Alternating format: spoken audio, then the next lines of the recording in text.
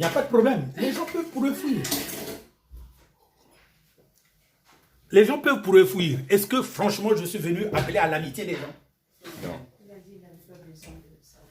Lui n'a pas besoin de savoir. C'est son problème. Oui.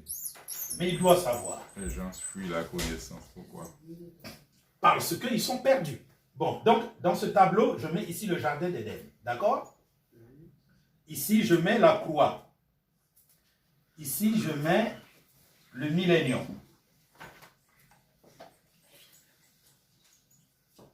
Donc, ici, je mets, nous sommes en 2000. Bon, je peux déjà mettre 2020, hein, n'est-ce pas? Oui. Nous sommes plus proches de 2020 que de 2019. Parce que 2019 est passé de 11 mois déjà. Donc, nous sommes en 2020. Écoutez-moi. Alors, regardez ce que je vais faire. Ici, nous mettons l'an 70 à 135 après Jésus-Christ. Vous comprenez? Ça, c'est après Jésus-Christ. Ici, je mets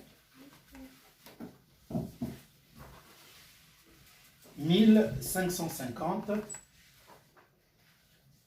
avant Jésus-Christ. 1450 avant Jésus-Christ. Suivez-moi attentivement. Donc, ici, il y aura 100 ans. Donc, le dernier siècle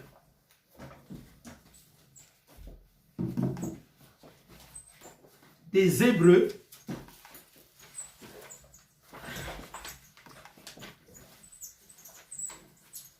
en Égypte. Est-ce que je me fais comprendre? Ça, c'est le dernier siècle. Je mets 1550 à 1450. Parce que ici, là, on compte à reculons.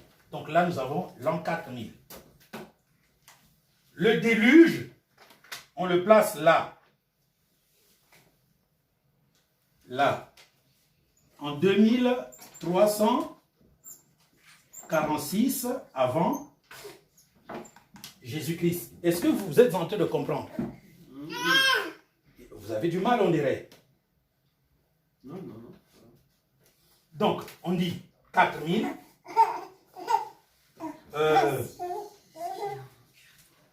Adam a fait combien de ans? 700. 930 ans. Vous faites 4000 moins 930. Ça donne combien? 3070. Moins 3070. Moins 3070. Donc vous mettez là. Je vais mettre ça en haut.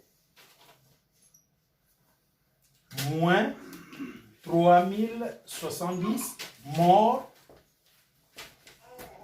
d'Adam. Est-ce que vous comprenez? Oui. La femme d'Adam est morte à 970 ans. Donc on va mettre moins 3030 ans avant Jésus-Christ, mort d'Ève. Est-ce que vous êtes en train de comprendre? Donc à partir de là, on va à reculons. Là, c'est l'an 0. L'an 0, on met naissance de Jésus-Christ. Est-ce que vous comprenez?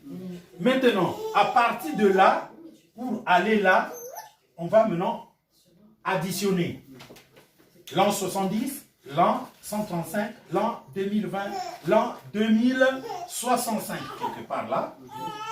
2065. Seconde venue de Jésus-Christ. Vous voyez?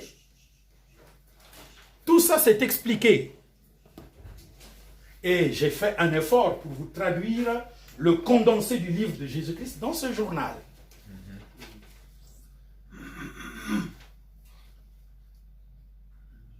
Bien. Maintenant, je vais prendre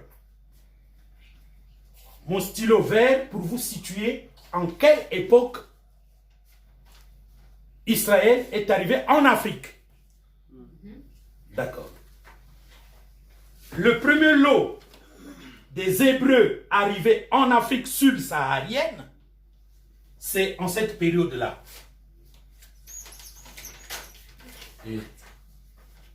c'est entre 1550 à 1450 avant Jésus-Christ.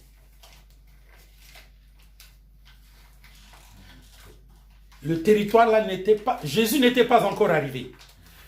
Alors, qu'est-ce que vous comprenez? Vous êtes en train de comprendre que si ici, c'est 1450 avant Jésus-Christ, ici là, c'est 1850 avant Jésus-Christ, arrivé de Jacob en Égypte. Il devait faire 400 ans d'esclavage, dans lesquels nous avons eu 300 ans de bonheur et 100 ans de malheur. Les 100 ans de malheur, c'est de 1550 à 1450 avant Jésus-Christ. C'est à cette époque que les Hébreux sont arrivés dans ce que toi et moi nous appelons aujourd'hui l'Afrique subsaharienne. Alors, où sont-ils partis? Ont-ils tous été exterminés? Non. Vous les trouvez dans le Mayombe, vous les trouvez dans les forêts de l'Afrique centrale, en Côte d'Ivoire, en Guinée, en Gambie, là où il y a les crépuscules de forêt, là. C'est là où ils sont. Vous arrivez en Côte d'Ivoire, vous rencontrerez des pygmées. On vous dit qu'ils sont dans la forêt. Vous arrivez au Congo, on dit que les pygmées sont à Sibiti, n'est-ce pas? Vous arrivez au Cameroun, on vous dit qu'ils sont dans la forêt. Ces pygmées-là, ce n'est pas des Africains, c'est des Juifs. Ce sont ceux-là les premiers Hébreux. Vous dites? En Guyane aussi, on a plein de pygmées. En Guyane aussi, il y en a plein. Oui. Il y en a plein en Guyane parce qu'on a transporté des hommes comme toi et moi, mais comme ils ont préféré vivre dans la forêt, ils ont produit des enfants qui s'adaptaient à la forêt. Donc, je vais te dire clairement que les pygmées de Guyane ne sont pas des pygmées. Parce que le mot pygmée ne veut pas dire un homme court. Les pygmées, ce sont les Hébreux. Les Hébreux étaient des hommes de courte taille. Ceux de la Guyane ne sont pas des pygmées. Est-ce qu'ils se disent pygmées, hein? Non, mais c'est vous qui les dites pygmées, je viens de te l'expliquer. C'est des gens qui sont arrivés vraiment avec ma taille à moi. Est-ce que je suis un pygmée? Non. Mais quand je vais arriver en Guyane, que le blanc m'amène, je préfère aller vivre dans la forêt. Et dans la forêt, comment je vais vivre? Je vais vivre avec les arbres. Oui. Donc, toujours avec la tendance de... N'est-ce pas? Parce que pour être derrière les arbres, pour compatiser avec les arbres, j'aurai toujours tendance de me rabaisser. Le fait que j'ai tendance à me rabaisser, mon corps est en train de donner une instruction à mon spermatozoïde. Écoute, nous sommes dans une forêt, l'enfant qui doit sortir doit être capable de mieux vivre. Alors donc il sera de plus en plus court. Jusqu'à ce qu'ils atteignent une taille normale et le corps cesse d'envoyer des informations. Dit c'est normal. Et aujourd'hui, au fur et à mesure, vous dites, eux ils sont des pygmées. Non, ils ne sont pas des pygmées. Parce que le mot pygmée ne veut pas dire un homme court. Le mot pygmée veut dire un Hébreu qui est allé en Afrique.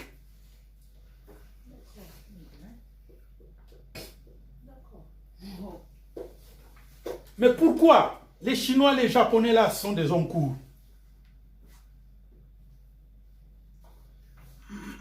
Parce qu'ils sont dans une zone de forêt. Tout simplement. Ce n'est pas une injure. C'est pourquoi on vous dit la Bible a une science. C'est la science des sciences. Dans Nombre, chapitre 13 à 14, pourquoi les Juifs, les Hébreux ont craint d'entrer en Canaan? Ils ont dit que là-bas, c'est des géants. Donc, eux, ils étaient comment? Vous pensez que les Cananéens étaient des géants? Non, ce sont comme toi et moi. Mais comme eux, ils étaient des courts, ils craignaient. Ce n'est pas une injure qu'on vous dise que les Hébreux, c'est un peuple court. C'est comme les Chinois d'aujourd'hui, les Chinois modernes. Quand vous regardez les films des Japonais, des Chinois, vous pensez que c'est des grandes personnes. Ben, c'est des personnes de petite taille en réalité. Comme on les filme, vous croyez qu'ils sont comme nous. Non. C'est vrai, il y a des Chinois, des Japonais élancés, c'est vrai. Mais pas beaucoup. Parce que c'est un peuple des pygmées. Donc, vous êtes tenté de vous rendre compte que ces gars qui arrivent là, entre 1550 et 1450, Sont des pygmées. sont des pygmées, Ils descendent déjà en Afrique. des Hébreux. Je comprends pas pourquoi vous dites qu'ils ont vécu 300 ans de bonheur et 100 ans de malheur. Mais parce que tu ne connais pas ton histoire. C'est la Bible qui le dit. Mais ils étaient 400 ans en esclavage. Non, non. Oui, ils étaient 400 ans en esclavage. Mais que veut dire esclavage? Dans un autre territoire. Il faut maintenant que tu puisses discerner l'esclavage. Est-ce qu'ils vivaient en souffrance? Et l'esclavage en général. Non. C'est le dernier siècle qu'ils ont été esclaves. C'est la Bible qui le dit. Exode chapitre 1, chapitre 2. Les 300 ans, ils étaient bien. Tout à fait. Ils n'ont été réduits à l'esclavage qu'au dernier siècle. C'est ça.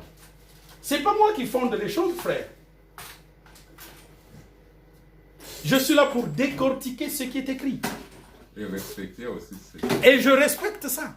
Amen, amen. Donc, ils ont eu 300 ans de bonheur et 100 ans d'esclavage. Exode, prends Exode, chapitre 1. Tu vas nous le donner. Donc, ce n'étaient pas des gars qui ont souffert pendant 400 ans, non. Ils ont souffert pendant 100 ans seulement. Exode. Les 300 ans, c'était l'épanouissement. C'est pourquoi ils ont épanoui l'Égypte.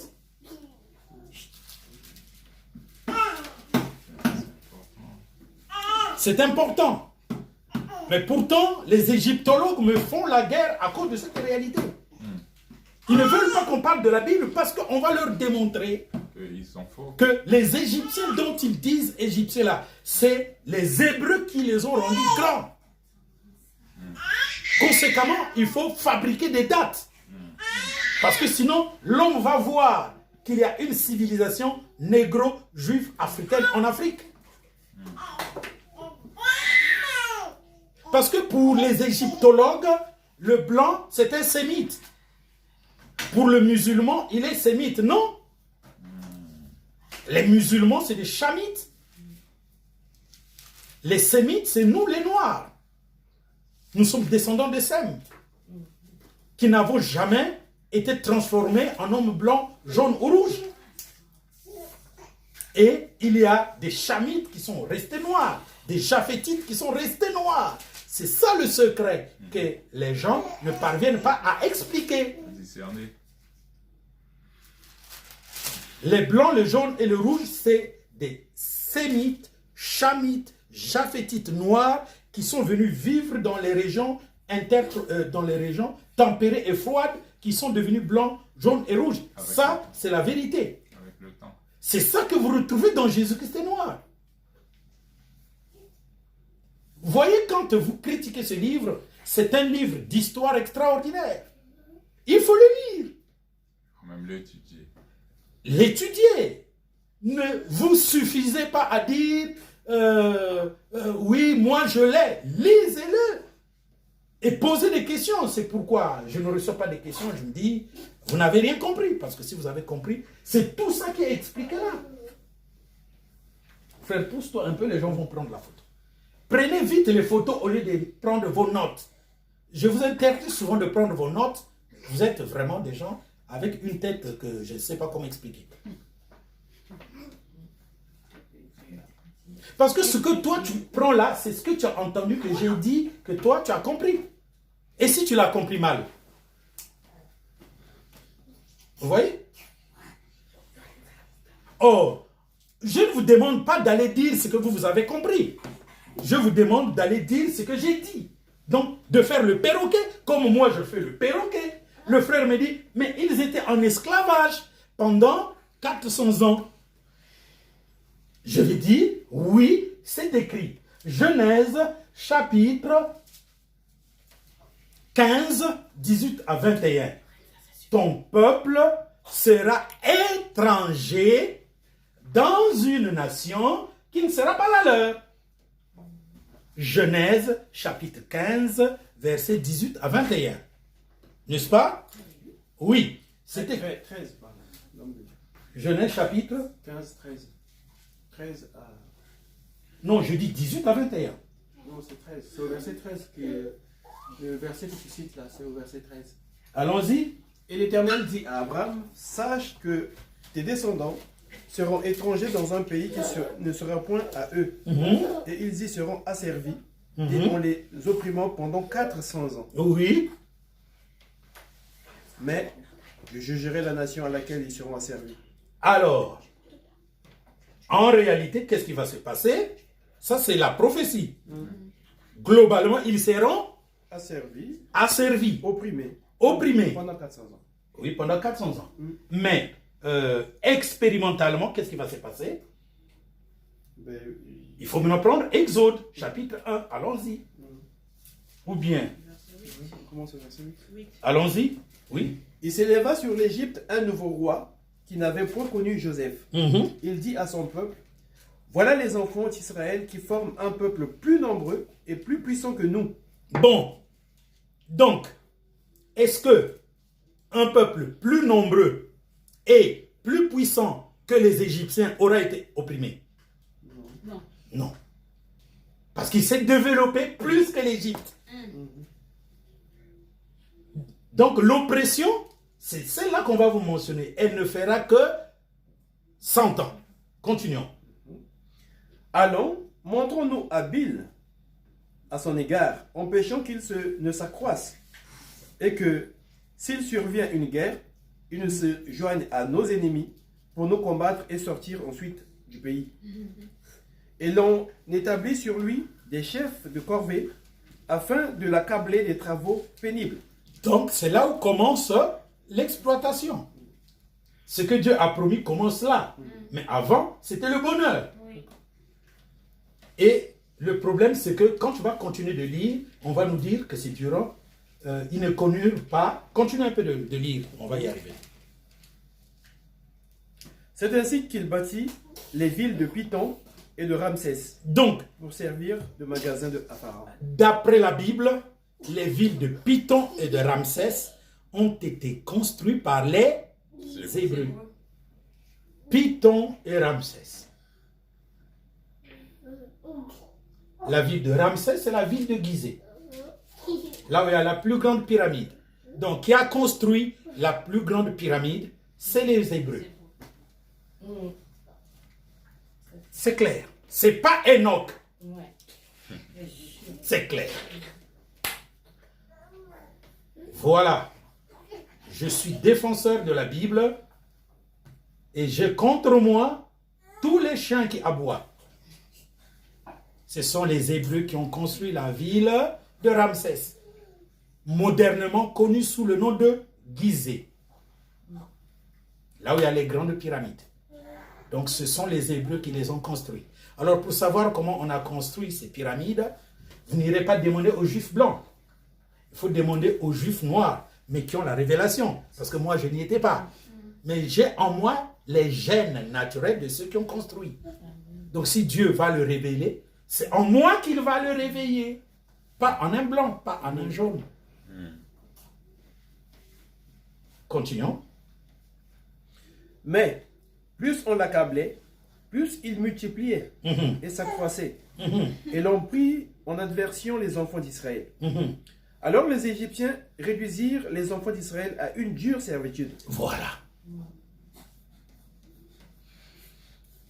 Nous sommes d'accord. Donc c'est pourquoi j'ai dit 300 ans de bonheur et 100 ans d'esclavage. C'est clair. Amen. Et dans les Actes chapitre 4, on explique qu'il y a un pharaon qui est paru qui n'a pas connu Joseph. Oui, oui. Il ne pouvait pas connaître Joseph parce que là, les gens, ils vivaient 150 ans. Amen. Donc, Joseph est devenu une époque de prospérité égyptienne causée ou entreprise par les Hébreux.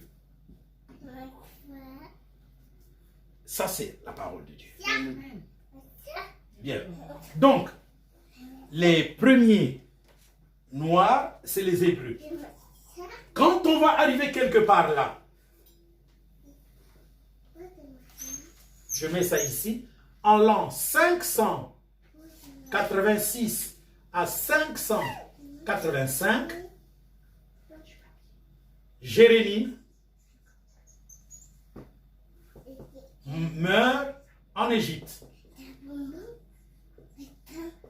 D'accord? Il dit à Baruch, tu ne repars pas en Israël. Tu ne restes pas ici en Égypte. Mais partout où tu iras, Dieu sera avec toi. Dites-moi, il va s'en aller où? En Libye? En Éthiopie? Chez les morts? Non. Ce que vous devrez savoir, c'est qu'à l'époque où Jérémie est en train de prophétiser, il a trouvé un prophète qu'on appelle Sophonie, que Jérémie a connu comme prophète durant 6 ans. Donc, Sophonie prophétisait, Jérémie a commencé de prophétiser. 6 ans après, Sophonie a terminé sa prophétie. Il est mort. Et Jérémie a continué. Est-ce que vous êtes en train de comprendre? Or, Jérémie n'a pas prophétisé pendant 6 ans. Il a prophétisé. Et non. Sophonie n'a pas prophétisé pendant 6 ans. Il a prophétisé pendant beaucoup de temps. Mais, Jérémie l'a rencontré en train de prophétiser. Donc, Jérémie est né sous le règne prophétique de qui? De Sophonie. Et c'est Sophonie qui a dit que Yahweh a un peuple au-delà des fleuves de l'Éthiopie. Ok. Donc, Sophonie 3, verset 9 à 12. Sophonie 3, verset 9 à 12. Donc, Sophonie 3, verset 9 à 12 connaissait les Hébreux qui sont au-delà des fleuves de l'Éthiopie. Pourtant, c'est une prophétie.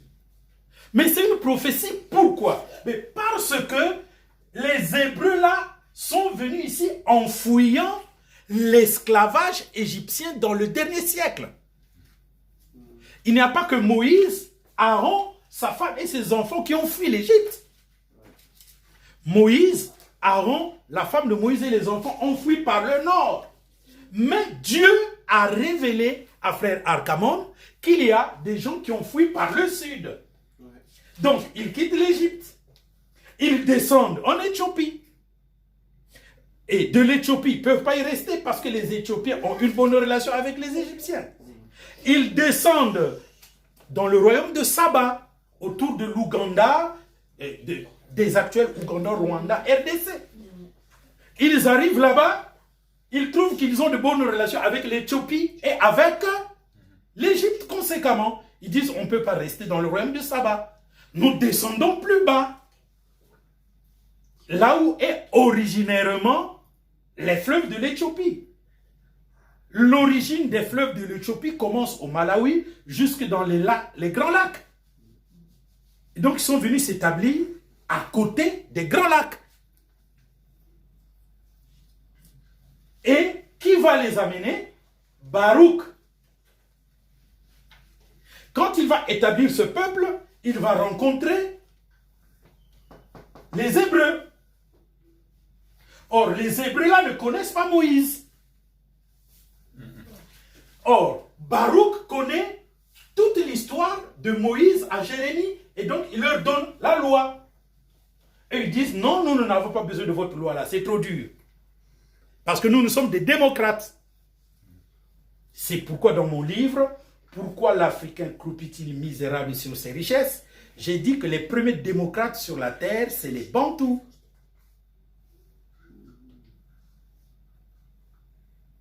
La démocratie blanche est arrivée avec les Grecs. Mais les Grecs, par rapport à cette période, est-ce qu'il y a encore des Grecs qui sont empires? Non. Les Grecs, c'est l'an 300 avant Jésus-Christ.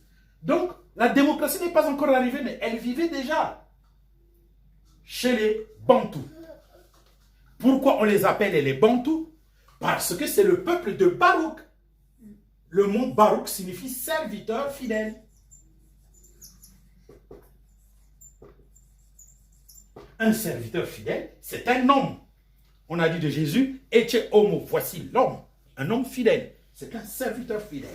Donc, Bantou veut dire serviteur fidèle. Donc c'est à partir du moment où Baruch est arrivé qu'ils ont pris le nom de Bantou. Oui, le nom de leur père, celui qui a formé la nation, c'est Baruch. Donc, ils ont pris le nom de Bantou. Baruch veut dire le serviteur, l'homme fidèle.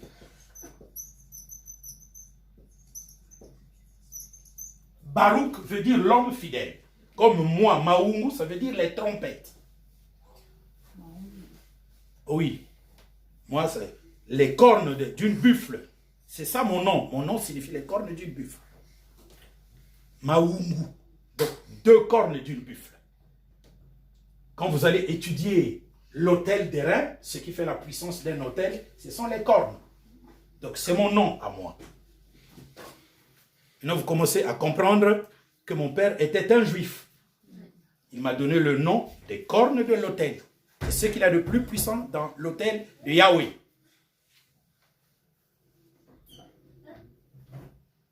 Vous êtes en train de comprendre cette histoire. Donc, et puis, la troisième, c'est les Israéliens qui vont quitter ici, en l'an 70 à 135, avec la destruction du temple de Jérusalem. Parce que chaque fois, d'après Deutéronome 30, 1 à 10, quand le peuple israélite est rebelle à Dieu, on détruit le temple. Quand on détruit le temple, le peuple doit aller en captivité. Donc ça, c'est ce qu'on appelle la troisième captivité israélienne. Et donc, elle continue jusqu'à aujourd'hui. Ça doit produire le troisième retour du peuple d'Israël. Et c'est ce troisième retour qui a commencé en 1880 avec ce sioniste qu'on appelle Theodor Herzl. Bien. Maintenant, ce sionisme-là, qu'est-ce que ça produit? Écoutez-moi très bien, et c'est là où c'est intéressant. Vous savez que le peuple juif blanc est venu en Europe, n'est-ce pas? Alors, ils arrivent en Europe, vous savez, une histoire que les Européens n'aiment pas vous raconter, c'est que les Européens, là, ont été dominés par les Ottomans. La forme moderne des Ottomans aujourd'hui, c'est les Turcs. Donc, les ascendants des Turcs ont dominé l'Europe pendant 400 ans. D'accord.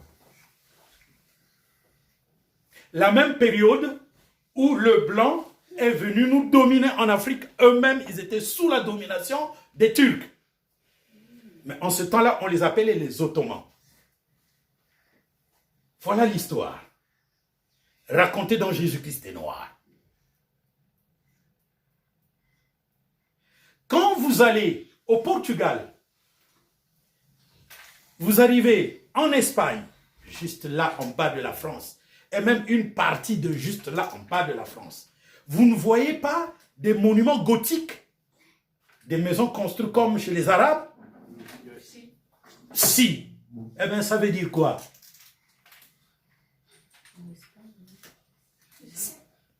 Ça veut dire quoi? Ils étaient sous la domination.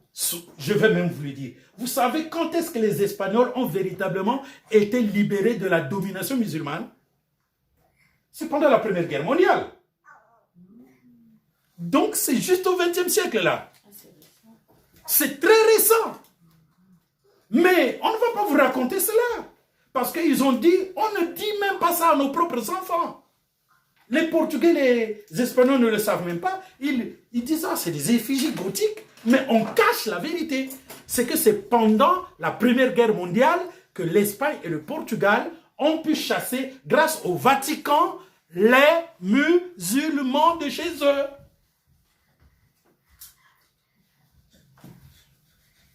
C'est le Vatican qui a aidé Franco pour ça. Voilà l'histoire moderne racontée. J'ai une question. Oui? Les Éthiopiens noirs qui sont actuellement en Israël, Mhm. Est-ce que ce sont des Bantous ou pas? Non.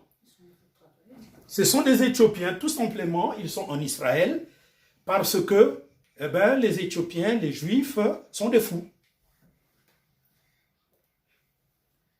Donc, tu n'as pas lu Jésus-Christ est noir. Non, tu l'as lu. Tu ne l'as pas lu. Parce que j'ai très bien expliqué, c'est là qui fait la problématique. Les Éthiopiens ne sont pas des Juifs.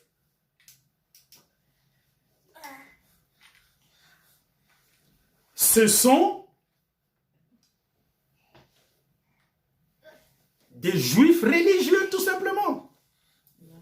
Les Juifs rabbiniques. Non, pas rabbiniques, parce que les Juifs rabbiniques, ce sont ceux qui ont pour docteur et enseignant les rabbins. Eux, c'est des Juifs convertis, des Juifs par conversion. C'est comme ton pays, la Guyane, est catholique, n'est-ce pas? C'est par conversion. Mais ils n'ont pas le sang italien. Je vais vous raconter l'histoire de ceux qu'on prétend dire juifs éthiopiens, les Falachas. Les Falachas. Ils sont le produit d'une histoire religieuse, d'après laquelle la reine de Saba a eu un fils avec le roi Salomon. Oui, c'est vrai. Et que ce fils qui est retourné dans son fils qui est né dans son royaume, le royaume de Saba. Vous connaissez le royaume de Saba? Actuellement, on appelle ça quoi? Non. Je viens de vous le dire. Saba? Oui. Ouganda. C'est autour de l'actuel Ouganda, Rwanda, Burundi, RDC. C'est ça le royaume de Saba. C'est pourquoi la légende dit que les mines de Salomon, c'est où? Dans le royaume de Saba, mais le pays actuel, Nord Kivu. Nord Kivu. Le film, tu l'as suivi. Ils ont tourné un film. Ils ont dit que c'est où? Dans le film. Là où il y a les mamelles de Salomon. Deux montagnes comme une poitrine. On appelle ça la poitrine de Salomon. Vous n'avez pas suivi ce film? Non. Hein? Il y a un film comme ça. Où les chimpanzés gardaient l'or de Salomon. Oui. C'est dans quel pays? Donc vous allez taper. Il y a de la forêt.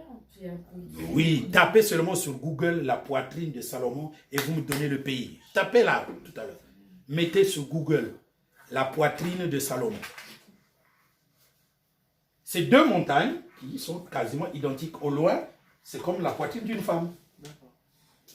Les gens pensaient que c'est là où il y avait les mines de Salomon. Donc, moi je veux le pays. C'est le Kenya. Donc, arrêtez-moi de chercher.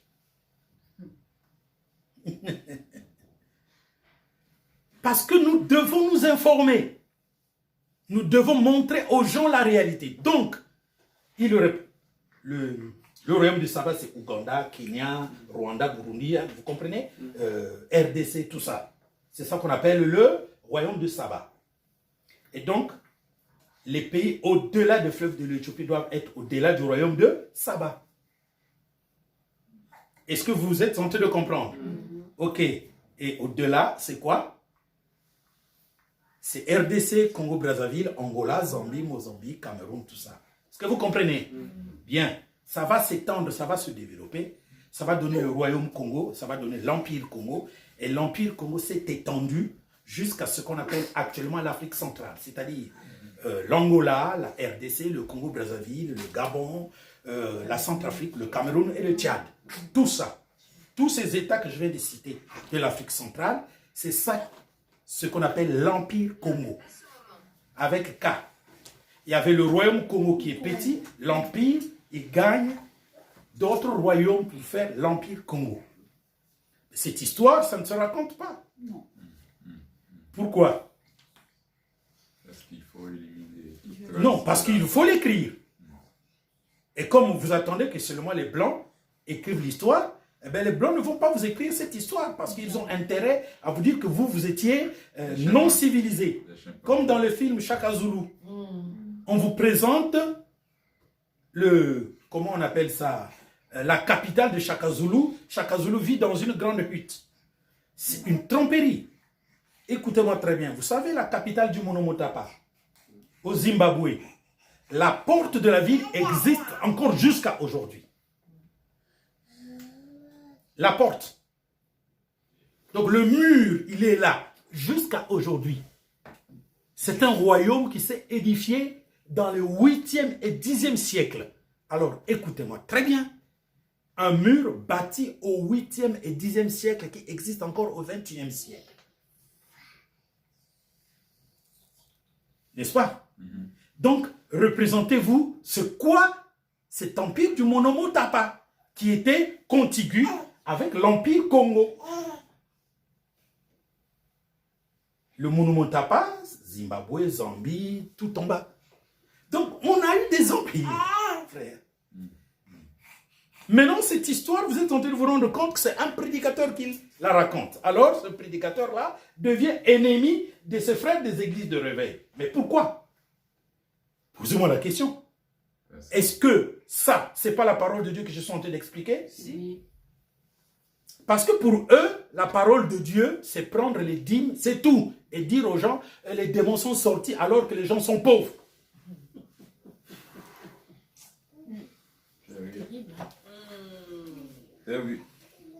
Non.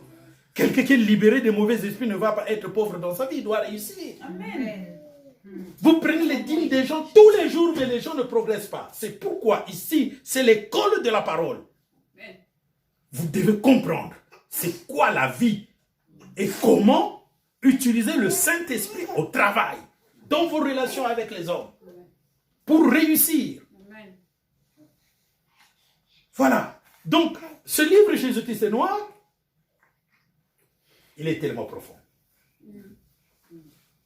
Alors, représentez-vous tout ce que je viens de vous dire là. C'est dans le livre Jésus-Christ est noir. Bien. Ah mon Dieu.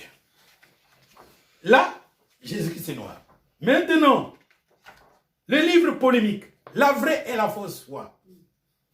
Oh, si j'entre là, je vous promets, c'est le dimanche prochain qu'on entrera dans la vraie et la fausse foi. Parce que ma soeur, il y a une vraie foi et une fausse foi.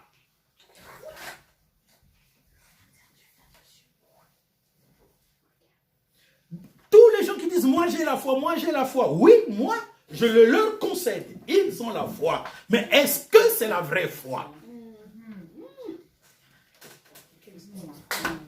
C'est compliqué.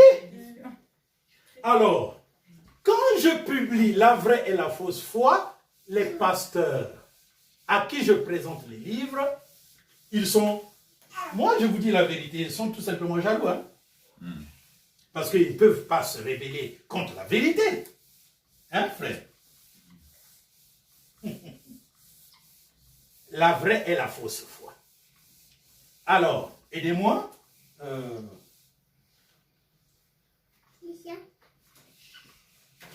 Aidez-moi, mes bien-aimés. Donc, il y a la vraie foi.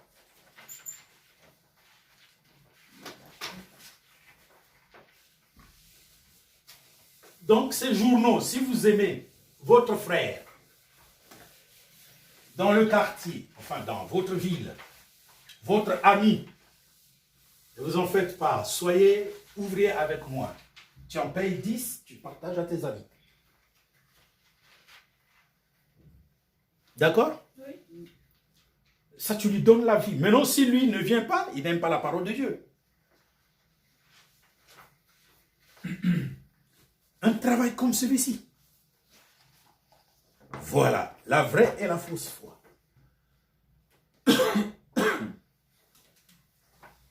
Qu'est-ce qui se passe?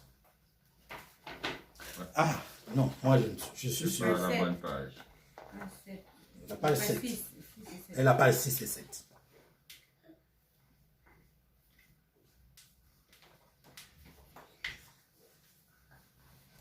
la vraie et la fausse foi.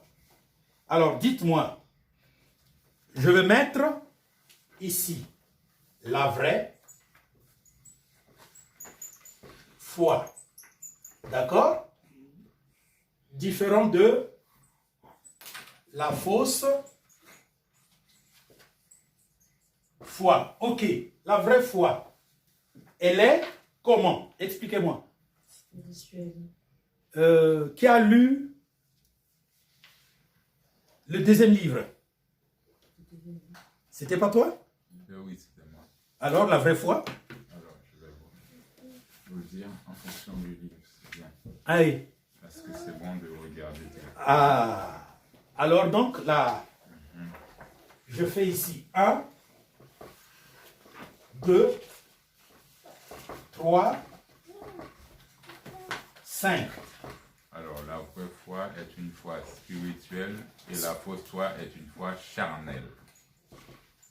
La vraie foi est une foi spirituelle. Elle est aussi, deuxièmement,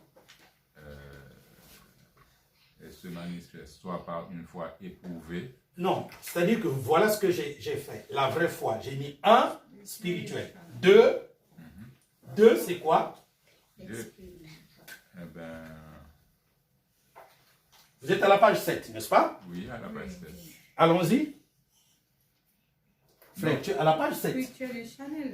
oui, tu as dit spirituel Expérimental. et charnel. Après, tu mets des petits 1. C'est une foi éprouvée, c'est ce que j'ai dit, mais la première, c'est une foi éprouvée. 2, une foi expérimentale. 3, une foi pratique. 4, une foi concrète. Et 5, une foi vivante. D'accord, donc on reprend. La vraie foi, elle est la foi spirituelle, d'accord? C'est ça. Frère, ton écritoire là n'écrit plus, donc... Non, ils étaient tous à l'envers, tous ces feutres-là. oui, ils étaient tous à l'envers. Oui, Et qui les a mis à l'envers? je sais pas. Ah, bon, mais de toute façon, frère, je te dis que ça n'écrit plus. Ce qui écrit bien, c'est ça. Tu vas voir. Moi qui l'utilise, je te dis, tu me dis c'est à l'envers. Bon, maintenant, essayons ça. Le vert. La vraie foi, c'est la foi. Spirituelle. Et la fausse foi est une foi. Charnel. Voilà. Ok, nous sommes d'accord. Tu avais prévu. Que Dieu te bénisse. Amen. Tu avais prévu. Vous voyez, tu peux acheter ça à frère. Comment tu lui envoies? Est-ce que ça va te coûter combien ça? Ça te coûte combien, frère? 7 ou 8 euros. 7 ou 8 euros.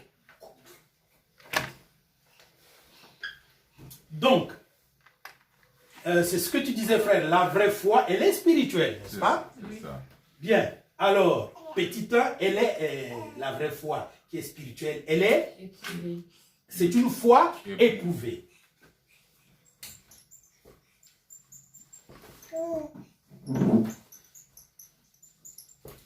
Deuxièmement, Elle est expérimentale. une foi expérimentale. Troisièmement, Une foi pratique. une foi pratique. Quatrièmement, Une foi concrète. une foi Concrète. concrète. Cinquièmement, Et une foi vivante. une foi vivante. Bien. Alors, de l'autre côté de la foi charnelle, C'est aussi une foi sensuelle. donc, on fait ça différent. D'accord? Ça veut dire différent. De l'autre côté, la foi charnelle, qui est une fausse foi, elle est Sensuelle. sensuelle, la foi des sens. Oui. Deuxièmement, Elle est une foi intellectuelle. intellectuelle.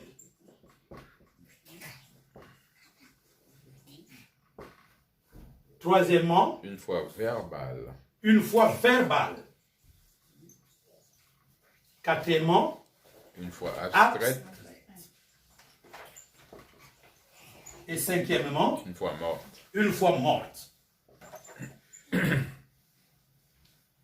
frère, il se peut que tu affirmes que tu as la foi. Moi, je suis d'accord.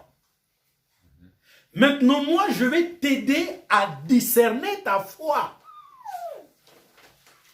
Est-ce que c'est une vraie foi ou une fausse foi? C'est bon de le savoir.